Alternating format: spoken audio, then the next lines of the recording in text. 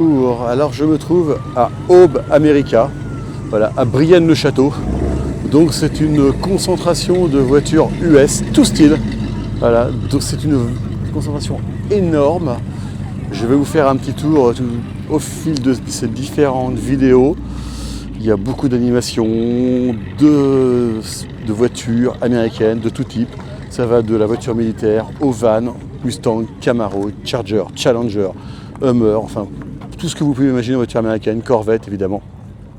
Et donc durant cette vidéo, je vais vous montrer toutes les voitures, un échantillon des voitures présentes ici à Brienne-le-Château, mais c'est colossal. Et en plus la météo est magnifique, il y a un petit vent frais léger, c'est très agréable et l'ambiance est très très festive et très bonne. Et bien écoutez, on est parti pour quelques vidéos. Allez, let's go! On commence par les Camaro. Donc là c'est les Camaro 5e génération. Là, la bleue, c'est une série spéciale Hot Wheels. Voilà. Donc il y en a beaucoup. La jaune, c'est la série spéciale Transformers en général. Voilà, en hommage à Bumblebee dans le film Transformers. Bon, c'est un gros navet, mais la voiture est belle. La ZL1, donc c'est une Camaro encore plus sportive que celle livrée d'origine. Elle doit faire 600 chevaux au lieu des 500 habituels. Voilà. Là, c'est une Camaro avec une livrée, un covering tout à fait particulier, très joli covering. On continue. Hop. Camaro toujours. Camaro 4e génération. Ça, c'est beaucoup plus rare. Voilà, elle était moins aimée, très peu vendue. Là, c'est la Transformers.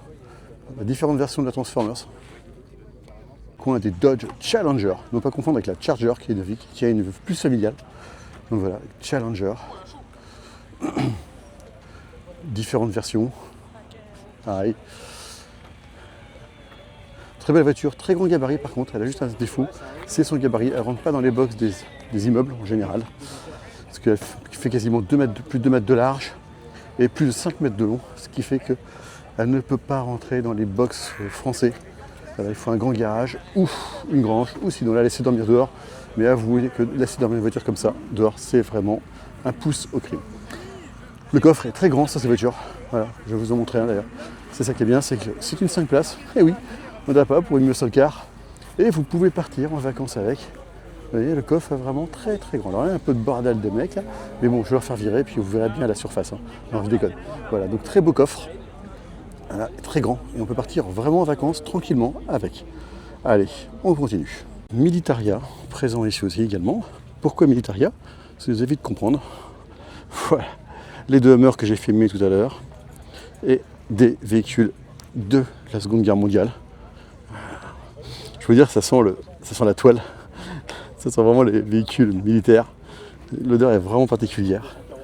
Vraiment très sympa. Des belles jeeps, des beaux véhicules, des stands de militaires pour se faire plaisir. On a de quoi tuer. Et puis évidemment, les tentes militaires. La remorque militaire qui va avec. C'est l'association 5e division Red Diamond Troy. Troy, évidemment, 3. Ouais. On va pas le dire en anglais quand même. Et les deux Hummers qui sont arrivés tout à l'heure, que j'ai filmé avec le bruit du moteur. On se croirait franchement sorti dans l'opération Tempête du désert. Tellement ils sont dans le jus militaire. Beaucoup plus différentes toutes marques, par exemple Cadillac. Une Cadillac très puissante, Cherokee Tri-Hawk, monstre de puissance, moteur de la Dodge Challenger. La Pontiac avec qui on a fait le trajet, le convoi, évidemment, elle était avec nous. Et aussi la Cadillac qui est avec nous dans le trajet, qui est ici. L'intérieur est magnifique cette Cadillac. Il est comme neuf, je peux vous dire, ça ferait rougir sans problème des marques comme BMW, Mercedes de l'époque. Parce que franchement, l'intérieur c'est pur luxe total. Voilà, donc là ici par là, c'est des marques un peu plus exotiques, mais toujours US. Que j'adore beaucoup, les vannes. Alors il y a toutes les marques, ça va du Dodge, GMC, Ford. Je pense qu'il y aura sûrement du Chevrolet, bah tiens le voilà, un Chevrolet. Donc ça c'est vraiment le van typique US, type agence touriste, années 80, voilà, 70-80. Moteur V8 ou V6 généralement. des vrais salons ambulants. C'est des salons, des palaces. On pourrait croire que c'est pas confortable du tout. Non, non. Qui est nini? C'est les fauteuils, c'est des sièges de salon. Il y a souvent même la télé à l'arrière, des banquettes. Je vous filmerai quelques intérieurs plus tard. Mais c'est vraiment des palaces. Hop, je coupe, je vais de l'autre côté. On est reparti. Donc chez Vivan. Alors, pour un van comme ça, il faut compter en très très bon état, avec très peu de kilométrage. Il y en a beaucoup à vendre au States parce qu'en fait les gens les achètent, font 2-3 virées aux États-Unis avec, et après ils les stockent dans des granges ou leurs très grands garages. Et donc si vous les trouvez en vente, en importation, il faut compter environ 25-30 000 euros. Mais pour un véhicule V8, moteur increvable. Et voilà, tiens, tenez, je vais vous faire visiter un peu l'intérieur de celui-là, au hasard. Vous voyez, la grosse console centrale énorme.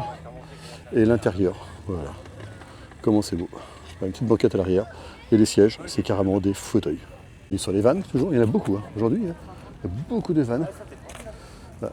Donc ceux qui sont de la génération agence touriste, évidemment, vous comprenez bien que c'est tout à fait cette époque. On peut leur rajouter une surcabine par-dessus.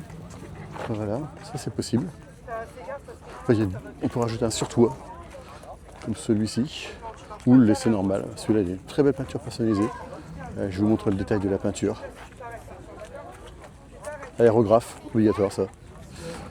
Très beau. Je vous ai dit, on est sur un aéroport. Donc, qui dit aéroport? Aéroclub plutôt. C'est plutôt on est là sur la partie réservée aux parachutistes. Mais un très bel avion. Alors, ne me demandez pas ce que c'est, mais il est très très beau. Un petit peu attaqué par les mousses, la corrosion, mais bon.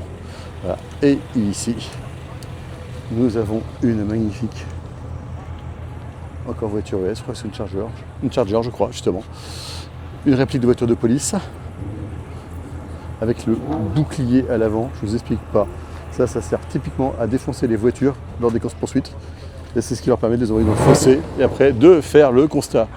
Pas forcément à l'amiable, parce qu'aux États-Unis, ça se passe toujours pas bien quand vous avez fait une course-poursuite. Le seul car français, c'est les vite reconnaître.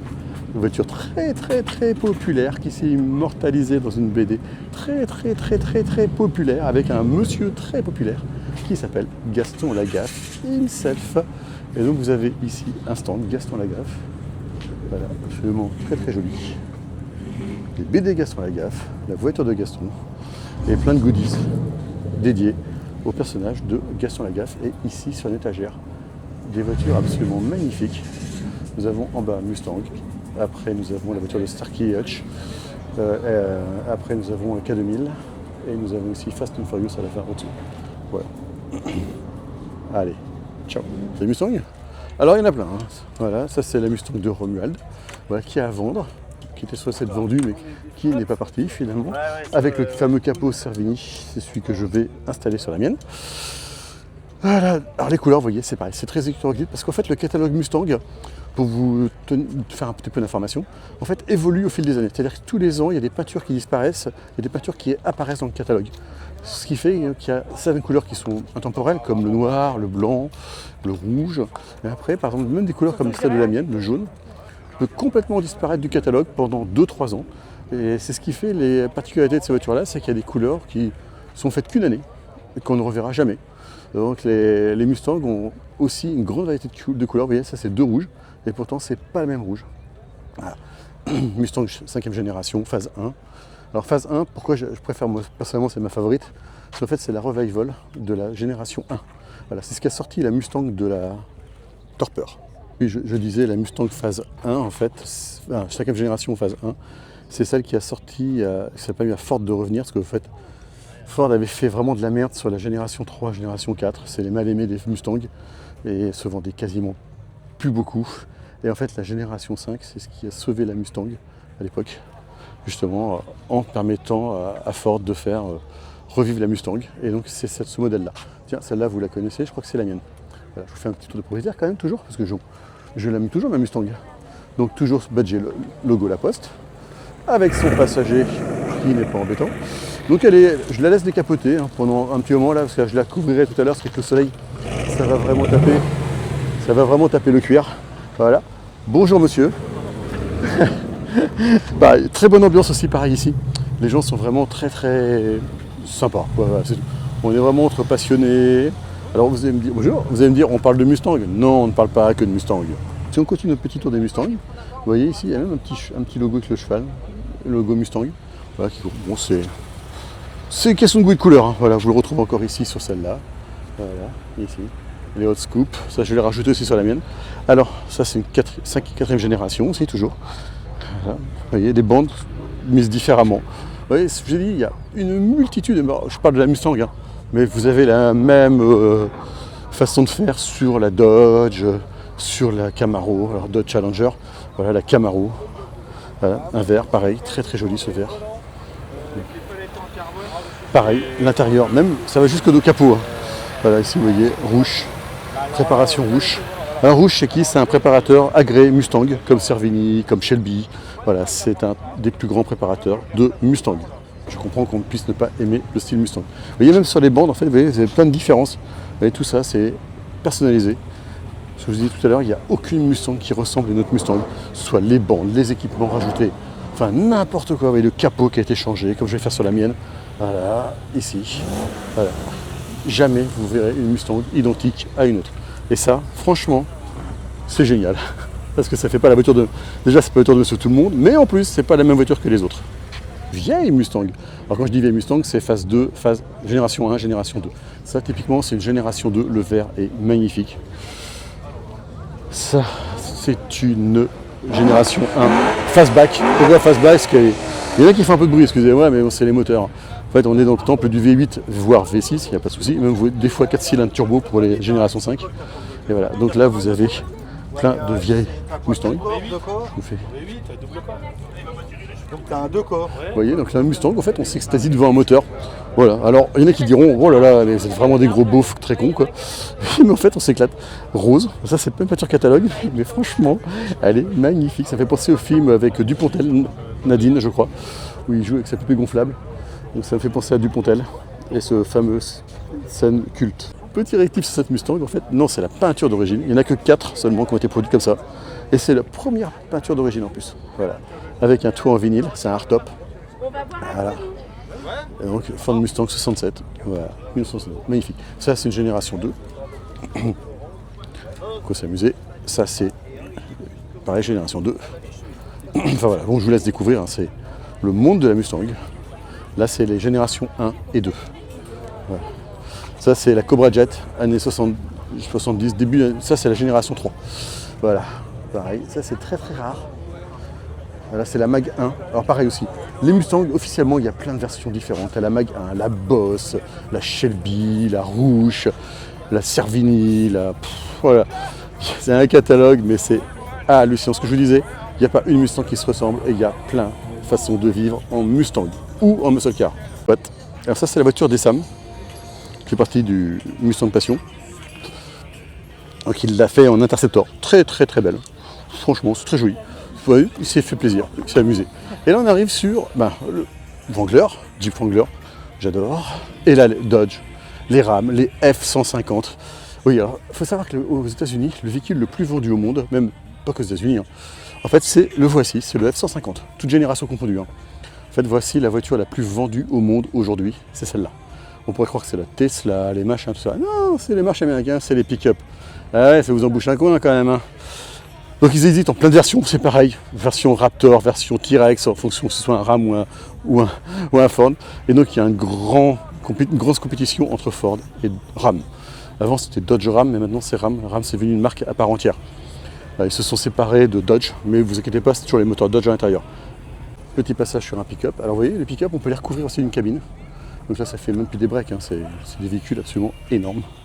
Voilà. Donc on voit, pour venir ce matin, il y avait 2 Ram, on était avec 2 Ram. Voilà. Donc Ram est beaucoup moins vendu que le F-150. Hein. Voilà, ça c'est un vieux F-150. Ouais. Le style est complètement différent. Je ne vous dirai pas quelle génération c'est, je n'en sais rien. Je ne suis pas assez spécialiste du pick-up américain. Mais voilà, Ram. Alors moi ce que j'aime beaucoup, c'est quand elles sont badgées Dodge. Pourquoi? Parce qu'en fait à l'avant vous aviez le petit bélier. Voilà, excusez-moi, je cherchais mes mots, le bélier. Alors que maintenant les Ram sont badgées Ram. La marque est devenue Ram. Voilà. Bon, c'est juste un détail, mais je trouve que c'est important. J'aime bien le bélier, moi, personnellement. Et donc pareil, il y a plein de couleurs différentes, plein de versions.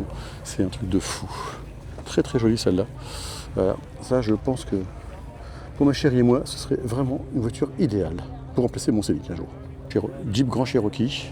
J'adore cette voiture. Bon, j'ai eu la chance d'en posséder un il y a quelques années. Très bonne voiture. Ici, il y a un Hummer H2. Alors pareil, Hummer, c'est le véhicule en fait militaire qui a été juste civilisé. Mais bon, alors pour les routes françaises, celui-là, c'est l'horreur. Voilà, il fait plus de 2 mètres de large. Ça passe nulle part, quoi. Faut vraiment pas rouler en ville avec. Voilà, donc je vous fais le coin des pick-up. Alors celui-là est très très joli. Ne vous inquiétez pas, il se relève. Hein. C'est une suspension pneumatique. C'est en mode Radboy. Mais très très sympa. On peut même voir la transmission arrière qui apparaît. Alors ça c'est génial. Ça typiquement les voitures américaines qu'on peut faire ça. Parce qu'en France, de toute façon, logiquement, ça serait interdit. Hein. Voilà, un F-150. Encore. F-250. Alors F-250, c'est quoi la différence entre le 150 et le 250 ici? C'est la longueur de la cabine, de la benne. Voilà, c'est beaucoup, beaucoup plus grand. Voilà. Et le moteur est aussi beaucoup, beaucoup plus gros aussi. Et là, nous avons un magnifique RAM. Big Horn, ça c'est une finition. Et regardez la peinture. Alors ça, je peux vous dire que c'est pas un covering. Ça, c'est de l'aérographe. L'aigle américain, emblème des États-Unis, absolument magnifique. Voilà. Le capot. Alors évidemment, vous allez me dire c'est beauf. Hein. Certains vont me dire c'est beauf, c'est machin. Mais c'est un travail de peinture. Qu'on aime pas, on s'en fout. C'est un travail de peinture admirable à l'aérographe. Et ça donne un cachet de dingue. Voilà. Après, c'est une question de goût. On aime, on n'aime pas. Moi, personnellement, je kiffe et je trouve ça très beau. Évidemment, qui dit événement voiture US, alors ça arrive toujours, il est 11h08, vous voyez, ça arrive toujours. Un événement US ne serait pas un événement US s'il n'y avait pas des motos US. Là, ça ne va pas de chip, ça, la série américaine. Voilà, et donc ça, c'est un bal de motos Indians ou Harley Davidson. Alors c'est pareil, je ne suis pas un spécialiste de la Harley, j'aime beaucoup la Harley. Hein.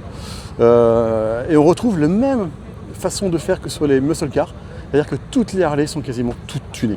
Voilà, vous n'avez pas une Harley qui ressemble à une autre Harley Davidson. Quand je dis Harley, ça peut être aussi une Indian. Hein. Attention, vous voyez bien toutes les marques, je prends juste le raccourci de dire Harley, mais pensez bien qu'il n'y a pas une seule Harley qui ressemble à une autre. Voilà. Donc on peut avoir différentes façons de les aménager, de les tuner, de les modifier. Et c'est vraiment très très sympa à faire en plus. Et franchement, c'est génial de s'amuser à changer les pièces et en mettre d'autres. Allez, je change. Ouf, je continue mon petit tour de Harley. Ah, celle-là, j'adore. Voilà, vraiment des styles, mais voilà. Des styles minimalistes, des styles maximalistes. C'est style Easy Rider, le film avec Henry Fonda, vous savez vous rappeler. Voilà. Hop. Vous avez différents styles, différentes années. Voilà, ça c'est le monde du biker en Harley Davidson. Et elles sont vraiment très belles. Alors les Américains aiment plutôt les grosses Harley comme ça, vous voyez, typiquement. Ils aiment bien, c'est ce qu'on appelle les Traguide, je crois. C'est les grosses cruisers. C'est l'équivalent en fait chez Honda de la Goldwing. Et ça permet de faire des grands cruising sur la route US et de tracer. Et voilà, les routes sur la route américaine, parce qu'il faut imaginer que les routes américaines, mettez-vous bien en tête que c'est des grands espaces qui sont très très longs. Et en effet, on préfère des motos plutôt tout confort que des motos pas confortables du tout. Et c'est vrai que les Harley Electra-Guide pour ça sont bien. Voilà, en même temps, je vous montre quelques voitures qui continuent à arriver. Mais ça n'a pas pendant l'événement. Il y a aussi du cosplay. Mais cosplay, vous savez, années 70, type US. Voilà.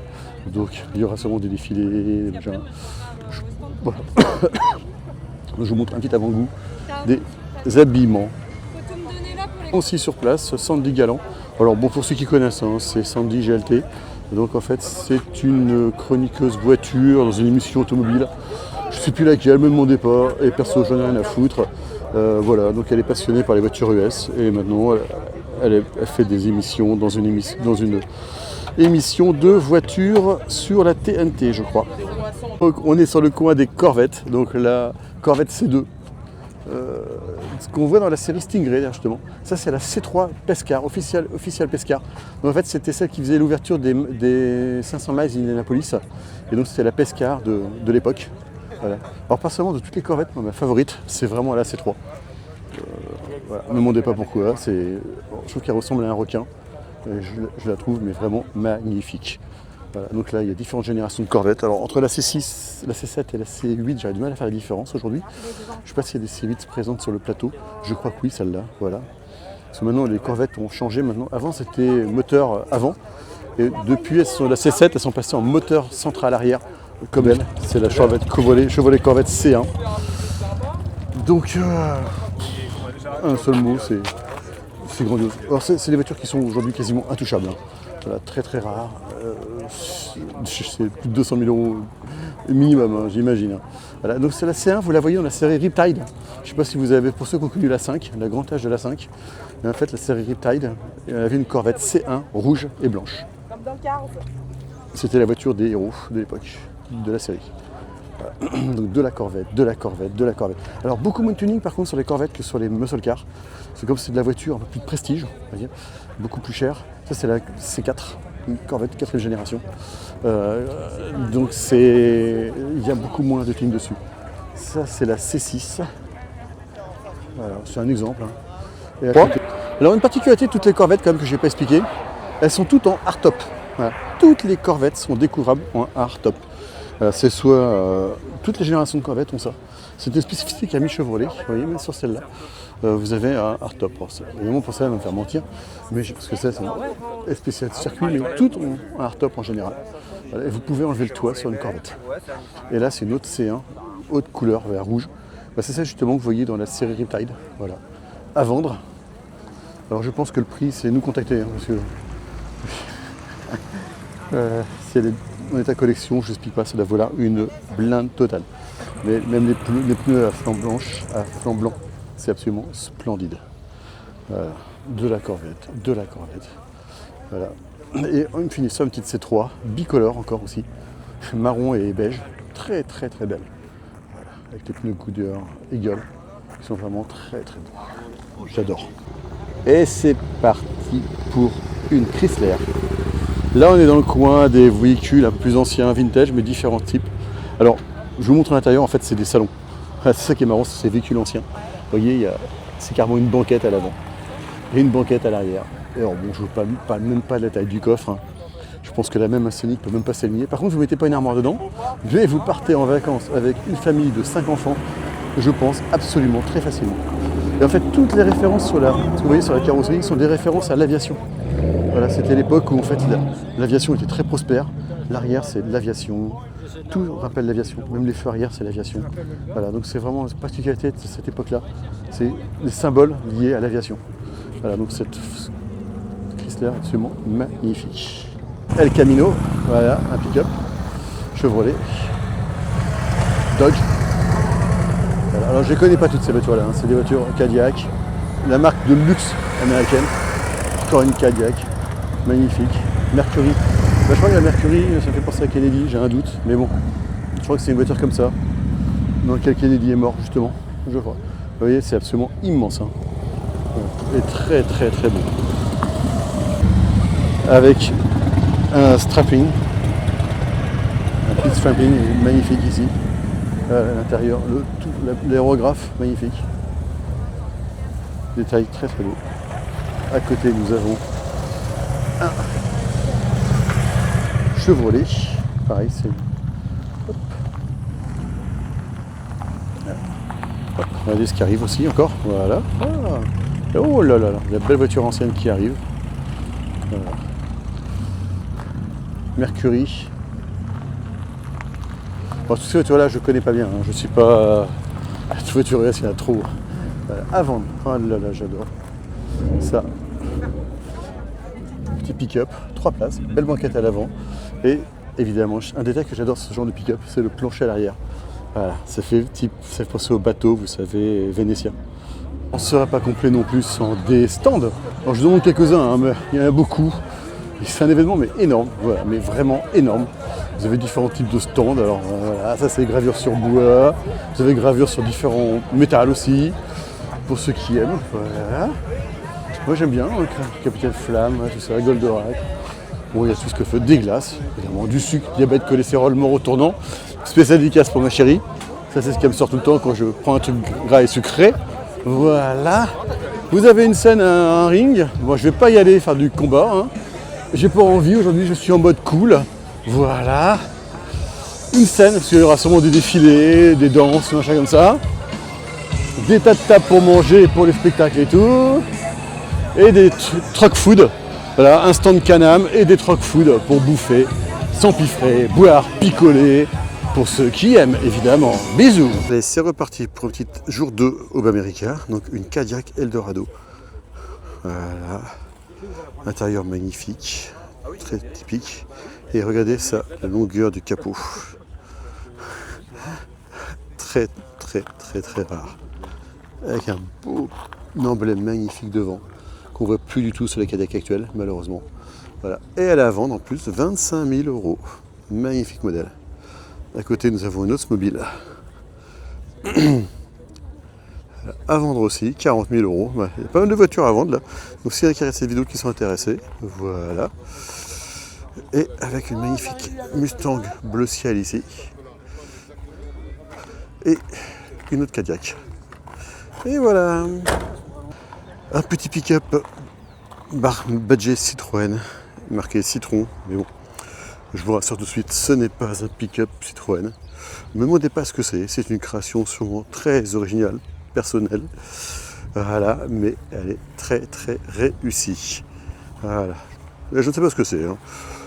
Voilà, l'intérieur, très années 60, 70.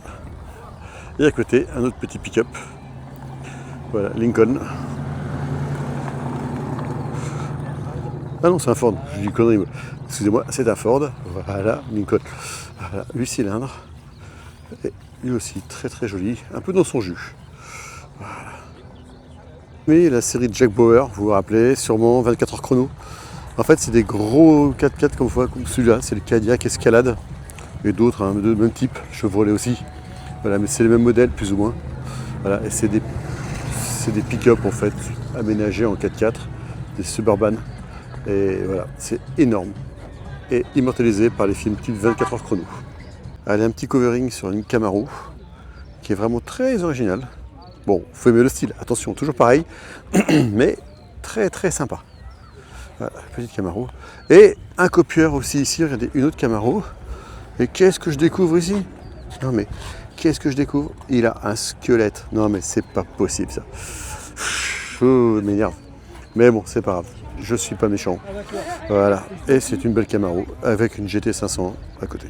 Une Ford GT500 préparée par Carroll Shelby. Une très originale aussi sur celle-là. Camaro, c'est toujours. Voilà. Ça fait très street art graphique. Voilà. Très réussi. Muscle Car Franche-Comté. Voilà. Avec un RAM à côté qui est surélevé. C'est pas un RAM, c'est un Silverado. Voilà, là, en plus. C'est un Chevrolet Silverado. Beaucoup plus rare ça. Donc, en plus il est surélevé, hein, donc ça c'est pas la hauteur naturelle. Hein. Voilà. Une Camaro. Pontiac. Camaro, des fois c'est les mêmes modèles, donc c'est pour ça qu'on peut confondre facilement. Voilà, Mustang classique. Voilà, Camaro. Et Camaro. Alors, qui dit voiture US dit voilà, film. Donc, premier film, Bumblebee. Voilà, Camaro jaune. Grand Torino. Ça vous rappelle sûrement une série policière. Années 80, 70. Starkey Hutch. Ford Mustang Eleanor. Film 60 secondes chrono avec Nicolas Cage. Bon, le film c'est une grosse merde, mais par contre la Mustang Eleanor, bon, c'est un mythe. Et pour finir ici, le team, le A-Team, j'en ai d'autres après, mais je vais faire une autre vidéo.